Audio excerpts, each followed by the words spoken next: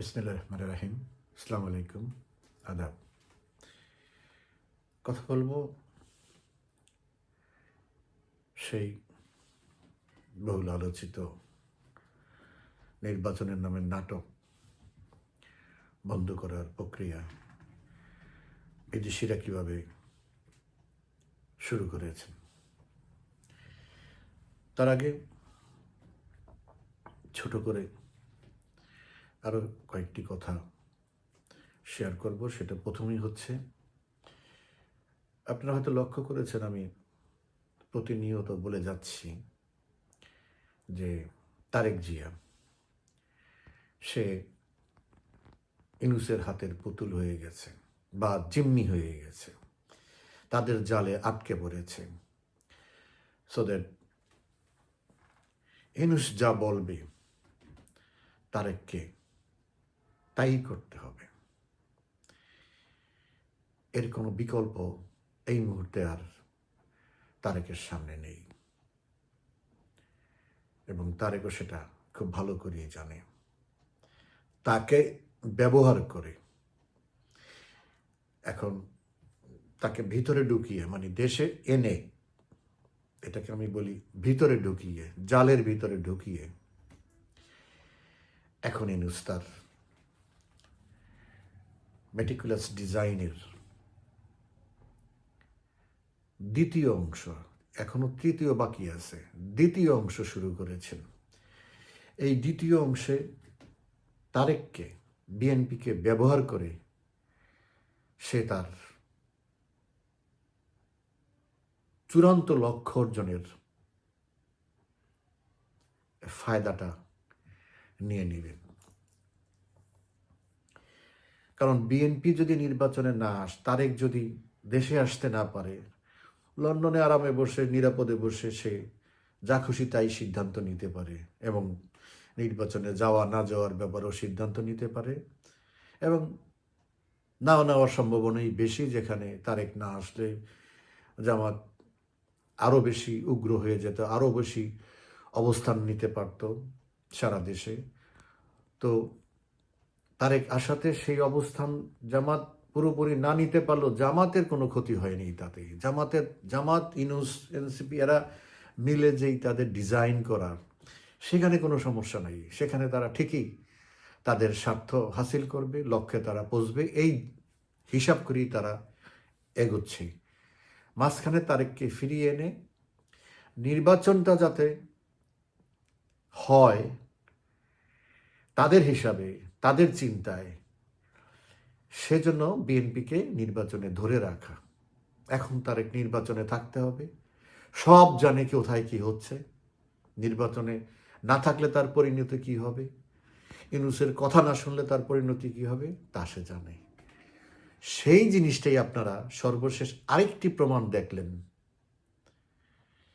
যে তারেক গতকালকে তার নির্বাচনী সভায় বলতে হয়েছে আপনারা ধানের শীষের সাথে হায়াতেও ভোট দিবেন।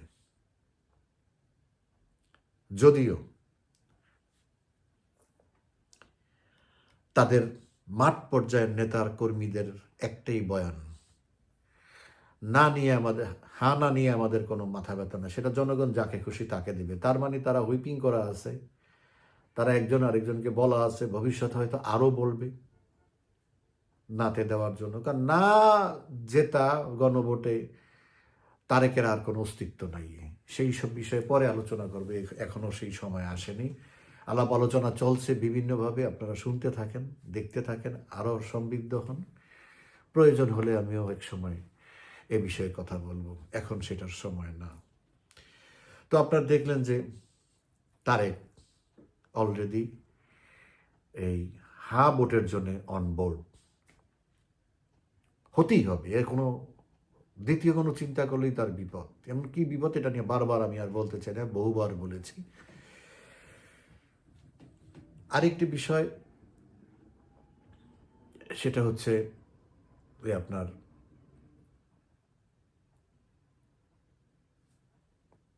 জামাত ইসলাম।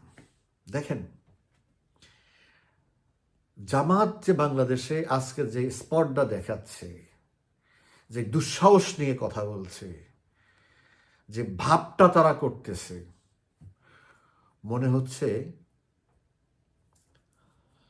তারা এই দেশের ভাগ্য নিয়ন্তা। এবং যে সমস্ত সুশীল নামের কুলাঙ্গাররা মুখে মুক্তিযুদ্ধের ফেনা তুলে উগ্রবাদের বিরুদ্ধে কথা বলে, কিন্তু আবার আওয়ামী লীগের বিরুদ্ধেও কথা বলে, তারা আজকে হানে হানে প্রমাণ পাচ্ছে। তাদেরই একজন প্রতিনিধি প্রফেসর আনু মোহাম্মদ, উনি বলতে বাধ্য হয়েছেন, আমরা বড় ভুল করে ফেলেছি। প্রফেসর সাহেব অনেক কিছুই করেছেন, অনেক বলেছেন, এত বলেছেন শেখ হাসিনার বিরুদ্ধে সরাসরি, যে কোনোদিন কেউ আপনাদেরকে জিজ্ঞেস করতেও যায় না আপনারা এগুলি বলবেন না। হুমকি তো দূরের কথা, জিজ্ঞেসও করেন এগুলি বলেন কেন। আজকে সেই বামরা, প্রগতিশীলরা, মুক্তমনা মানুষরা,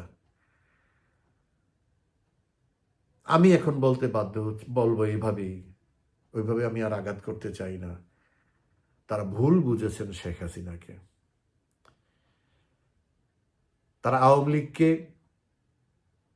আওয়ামী লীগের পতন ঘটাতে গিয়ে মূলত বাংলাদেশের পতন করে ফেলেছেন।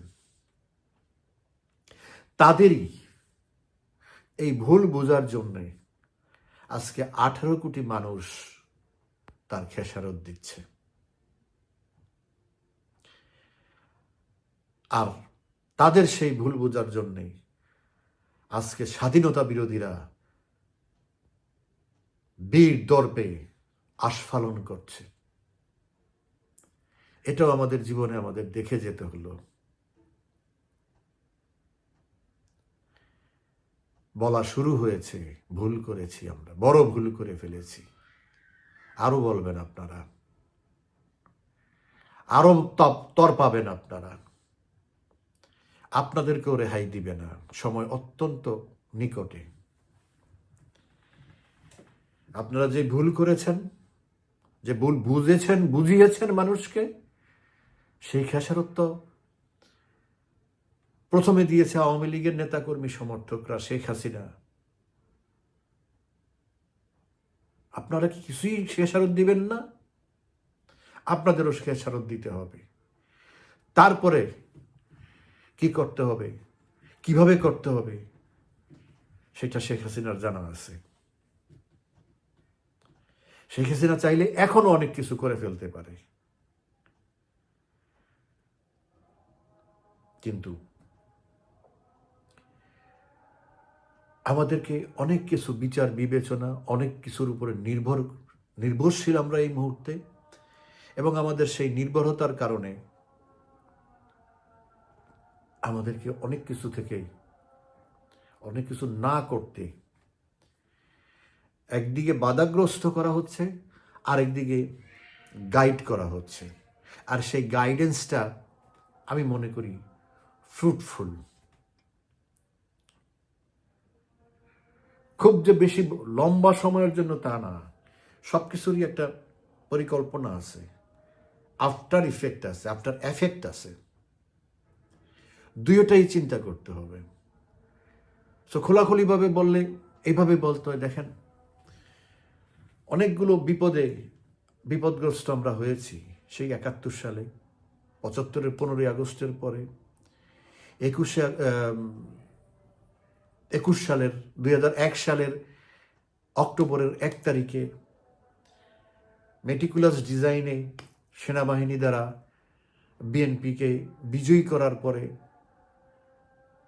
এখনকার চেয়ে অনেক বেশি আওয়ামী লীগের কর্মীরা, কিছু নেতারা তখন এবারের মতো ভারতেই আশ্রয় নিতে হয়েছিল। এবং এই 1/11 সময়ও অনেক এখনকার চেয়ে অনেক বেশি নেতাকর্মী ভারতে আশ্রয় নিতে হয়েছিল। ভারত শুধু বাংলাদেশের অকৃত্রিম বন্ধুই না, বাংলাদেশের স্বার্থের শুধু বন্ধুই না, আওয়ামী লীগেরও অকৃত্রিম বন্ধু এবং বঙ্গবন্ধু পরিবারেরও নিঃস্বার্থ বন্ধু। এটা শেষবারের মতো, এই সর্বশেষ ঘটনার পরে আওয়ামী লীগের প্রতিটি নেতাকর্মী, সমর্থক এটা বুঝতে পেরেছে যে ভারত আমাদের একটি নিরাপদ আশ্রয় জায়গা। এখন বাংলাদেশ যদি বিপদে পড়ে, আওয়ামী লীগ যদি বিপদে পড়ে, বঙ্গবন্ধু পরিবার যদি বিপদে পড়ে, তাহলে আল্লাহর পরে আমরা ভারতের সাহায্যই আমরা কামনা করি এবং ভারত সেভাবেই আমাদের পাশে দাঁড়িয়েছে, অতীতে, এখন এবং ভবিষ্যতেও। এখন অনেক কিছুই করা যায় বললাম, অনেক কিছু না করতে পারার কারণও ভারতই। ভারত শুধু বাংলাদেশ নিয়ে চিন্তা করে না, সারা বিশ্ব নিয়ে চিন্তা করে। আর বিশ্বের সবচেয়ে বড় প্রভাবশালী দেশ হলো আমেরিকা। পরিস্থিতিটা এই সময় এরকম, এটা শুধু বাংলাদেশের যে একটা ট্রানজিশন হচ্ছে তা না, সারা বিশ্বেই একটা ট্রানজিশন হচ্ছে। সেই যে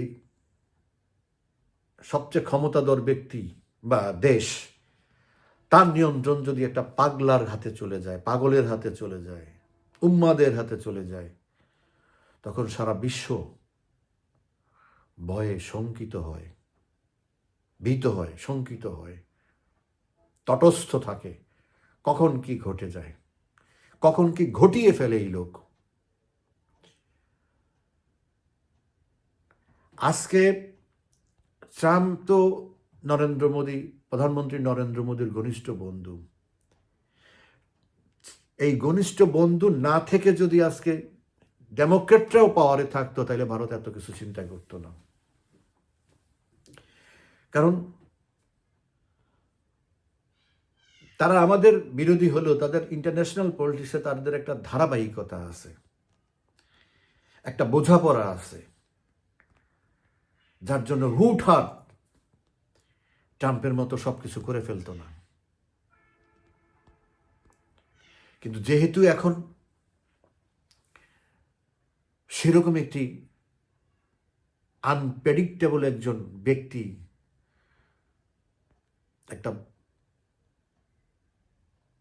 খুব ফ্রাজাইল একটা জায়গায় বসা, সেখানে এক পা দেওয়ার আগে অনেক বেশি চিন্তা করতে হয়।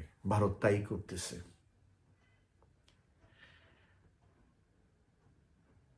সো আমাদের যে কোনো কাফেলায়, আমাদের যে কোনো অপারেশনে, আমাদের যে কোনো মুভি, ভারত, বাংলাদেশের জনগণ এবং ভারত, এই দুইটা শক্তি, বাংলাদেশের জনগণ হলো আমাদের ভিত্তি, ক্ষমতার উৎস, আর ভারত হলো আমাদের জ্বালানি, যার মাধ্যমে আমাদের চাকা ঘুরবে। সো অত ডিটেলসে না গিয়ে আমি আশা করি আপনাদেরকে কিছুটা হলেও বোঝাতে সক্ষম হয়েছি যে আমাদের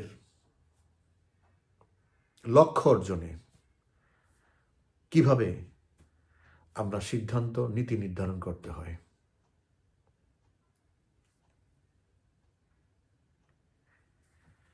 আপনারা জানেন যে আমি তো সবসময় বলি নির্বাচন গোল্লায় গেছে, আমি এখনো তাই মনে করি। এবং এই নির্বাচন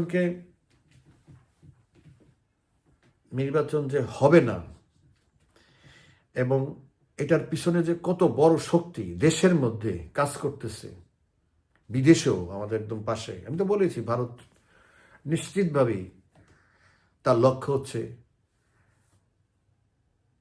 তার অনুরোধ উপেক্ষা করে একপাক্ষিক নির্বাচন করতেছে ডেভিল ইনুস। তো ভারত যা করার করবে, কিভাবে করবে সেটা তারাই জানে। এবং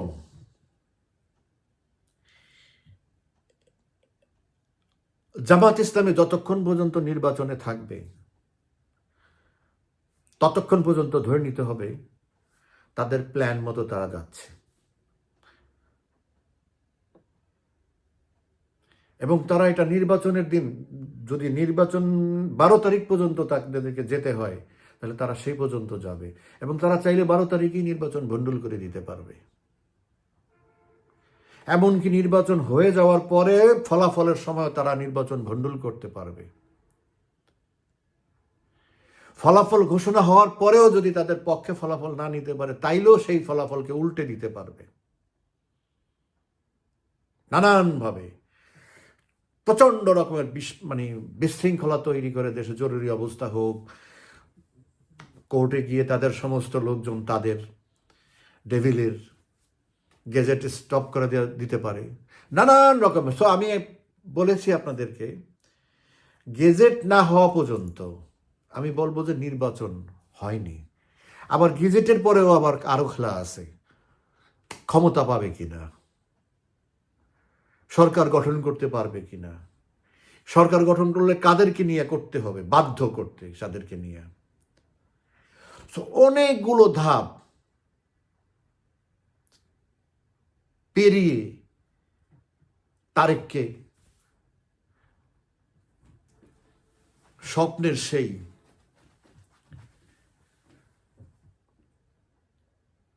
সোনার হাঁস বলেন, সোনার হরিণ বলেন, তাকে যদি অর্জন করতে হয় এটা অসম্ভব তার জন্যে। বলেছি, আগেও বলেছি যে বাংলাদেশের প্রধানমন্ত্রী হওয়ার জন্য যে সমস্ত উপাদান থাকতে হবে তারেক জিয়ার কাছে, তার কিয়দংশ তার কাছে নেই। অনেক কমপ্লেক্স একটা গেম তাকে ওভারকাম করতে হবে, which is not possible for him, simply impossible. সে তো বুঝতেই পারতেছে না এখন কোন গ্যারাকলে সে আটকেছে। যে আমাদের একটা ফোক কথা আছে না, সবসময় বলে যে মাইনকা চিপায়, হি ইজ ইন দ্যাট মাইনকা চিপা। এখান থেকে তাকে শুধু জি হুজুর, জি জি জি করে টিকে থাকতে হবে, আর ওরা যা দিবে তাই। এই যে বিদেশি শক্তি কিভাবে ঢুকে পড়ল নির্বাচনকে ভণ্ডুল করে দেওয়ার জন্য, আমেরিকা, ব্রিটেন রেড অ্যালার্ট জারি করেছে। অনেকে হয়তো মনে করো কিসের মধ্যে রেড অ্যালার্ট জারি করলো, এত কেমন কি হয়ে গেল। আমরা যা জানি তার থেকে কোটি কোটি গুণ বেশি জানে তারা, বিকজ সমস্ত টেকনোলজি তাদের কাছে, রন্ধ্রে রন্ধ্রে এই দেশের তাদের লোক সেট করা। তাই যদি না হতো তাহলে শেখ হাসিনার মতো এত শক্তিশালী প্রধানমন্ত্রী, আওয়ামী লীগের মতো শক্তিশালী দল, দেশের সবচেয়ে বড় দল, সেই সরকারকেও তো তারা পতন ঘটিয়েছে। সো এই দেশের যে কোনো কারো কাছ থেকে, সেই ডেভিল বলেন, ওয়াকার বলেন, আর যেই হোক, প্রত্যেকের চেয়ে ওদের ইন্টেলিজেন্স অনেক স্ট্রং। তারা আরো বেশি জানে, নিচেও জানে, উপর থেকেও জানে কোথায় কি মুভমেন্ট করতেছে, কোথায় জঙ্গিদের ঘাঁটি আছে, কোথায় কি আসতেছে যাচ্ছে, সবকিছু in front of their eyes. So ওই রকম একটা অবস্থায় যদি আমেরিকার মতো, ব্রিটেনের মতো, ব্রিটেন হলো আমেরিকার সাবঅর্ডিনেট, আর আমেরিকা যা করবে তার অ্যাডভার্টাইজমেন্টের জন্য, পরিবেশ সৃষ্টি করার জন্য ব্রিটেন সেই কাজগুলি করে সারা বিশ্বব্যাপী। ব্রিটেন যখন কোনো জায়গায় নাড়াচাড়া করবে বুঝতে হবে যে এটার পিছনে কোনো কারণ আছে, আমেরিকা হয়তো আসবে বা কিছু একটা করবে, ধরে নিতে হবে।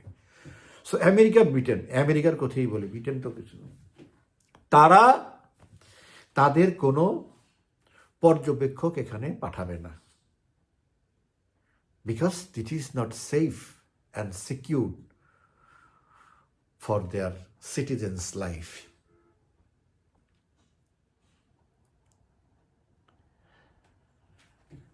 এবং তারা রেড অ্যালার্ট জারি করেছে, পর্যবেক্ষক তো পাঠাবে না। ইউনুসকে যা বলার বলে দিয়েছে। ইউনুস তো বহু আকতে মিনতি করছে, ইউরোপীয় ইউনিয়ন এইরকম 550 পাঠাইতেছে, তোমরা যদি না আসো তাহলে তো আমাদের ক্রেডিবিলিটি থাকে না, কিছু হইলো কয়েকজন হইলো তোমাদের পর্যবেক্ষক পাঠাও। তারপরে গেছে সে নির্বাচন কমিশনে, নির্বাচন কমিশনের কাছ থেকে শুনছে তাদের প্রস্তুতি কি, আর সে হাসতে হাসতে বেরিয়েছে। কারণ কি? কারণ হলো নির্বাচন কমিশন যে কি জানে আর কি জানে না, ওই ঘোড়ার ডিম তারা বুঝে ফেলছে। ওই হাসতে হাসতে বেরিয়ে বলছে যে আমাদের পর্যবেক্ষক বাংলাদেশের নির্বাচন পর্যবেক্ষণ করতে আসবে না। তো আমেরিকানরা তাদের সিটিজেন্সদের জীবন নিয়ে শঙ্কিত, তাহলে আমাদের জীবনের কি হবে?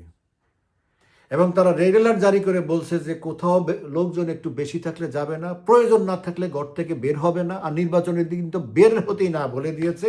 এবং এইটাও তারা মেনশন করেছে, নির্বাচনের দিন বহু কেন্দ্রে বহু রকমের গোলযোগ হবে, খুনাখুনি, মারামারি, বোমাবাজি, অগ্নি, বহুত ঝামেলা হবে। কে করবে এটা তারা বলে নেই, বাট হবে এটা বলেছে। হতে পারেও এটা বলে নেই, হবে এটা বলেছে। তারা কতটা স্যাঙ্গুইন!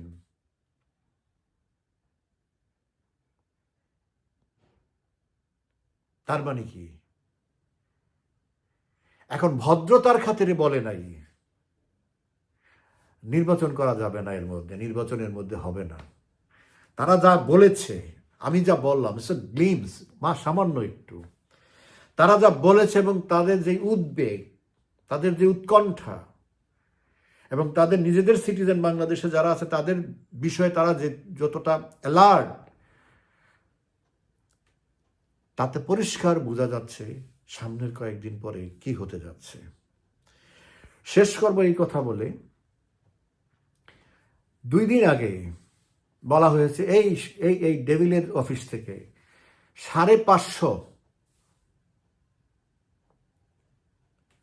পর্যবেক্ষক আসবে।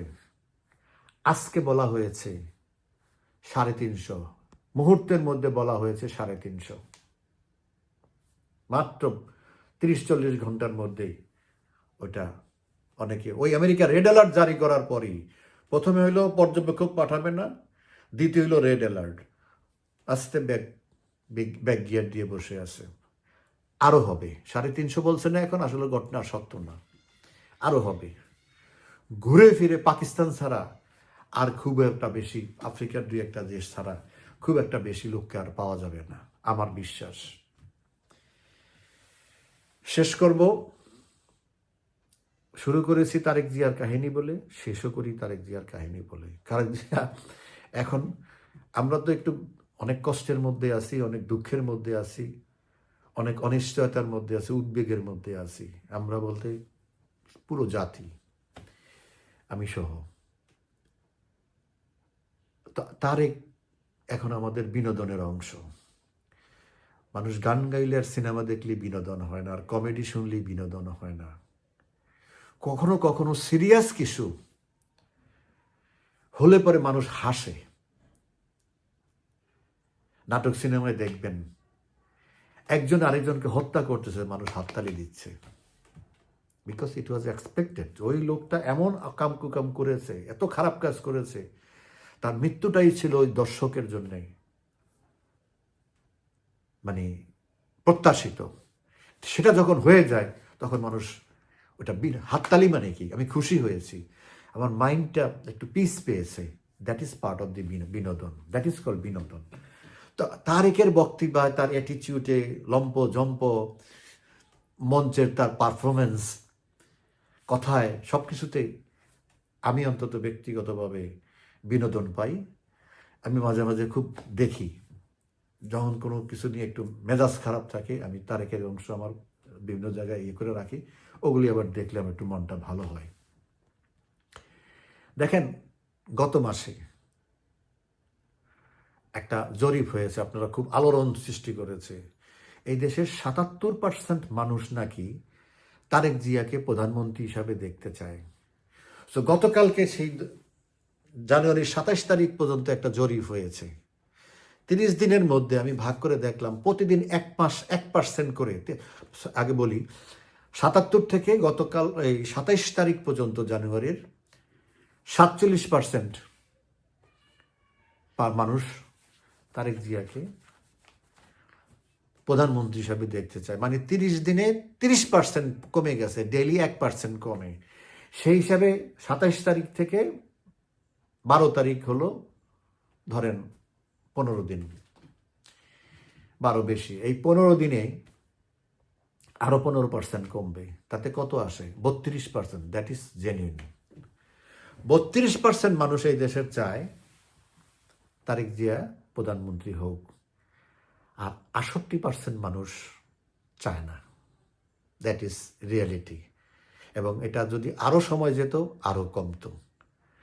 আমি বলেছি কোথাও আমার একটা ফেসবুক পেজে, প্রতিদিন প্রতি মুহূর্তে তারেক জিয়ার প্রতি দেশে এবং বিদেশে সমর্থন কমে যাচ্ছে। কারণ তার পারফরমেন্স, তার সম্পর্কে মানুষ দেশে বিদেশে যা প্রত্যাশা করেছিল প্রত্যেকটা মানুষকে সে হতাশ করেছে। He is simply good for nothing. ভালো থাকবেন, ধন্যবাদ।